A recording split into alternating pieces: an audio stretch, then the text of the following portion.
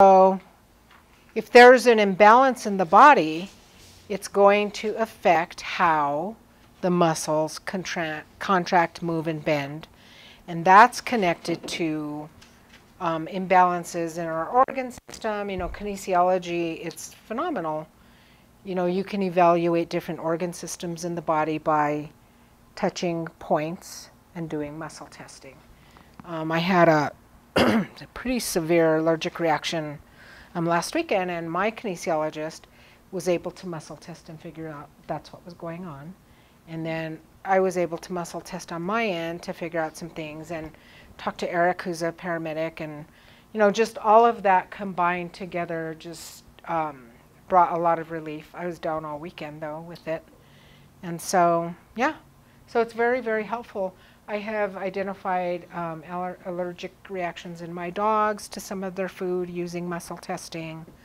I'll muscle test their food every day because sometimes today my body might not be sensitive to this food and tomorrow it might for whatever reason. Our bodies are always changing. So a lot of times I'll muscle test even what I'm going to eat and make decisions that way. You know, because I believe strongly now in that as a technique. Emotions and thoughts cause brainwave patterns that can easily interfere with the functioning of your muscles by disrupting the release of electrical energy.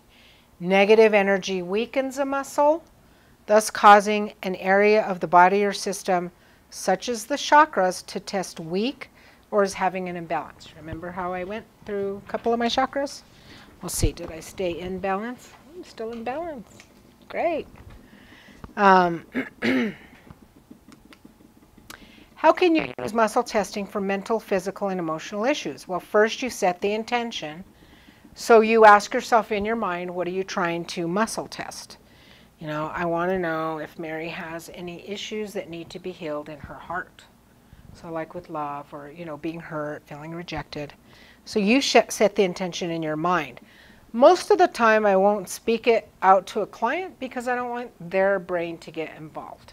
I'm trying to tap into a different system, a different part of them, and I don't want them overthinking things. So afterward I'll tell them what I muscle tested and what I got. But I usually, and I'll explain to them that I'm not going to tell them at first because I don't want their head getting in the way. And they understand that. A lot of people will even be like, oh yeah, I'll overthink anything. So chakras, okay, so first set the intention, chakras and corresponding emotional issues. You can even do limiting beliefs. So like in the shame workshop, I have a list of limiting beliefs, and I'll just muscle test each one to see which ones the person has. And it'll point out which ones they have to work on.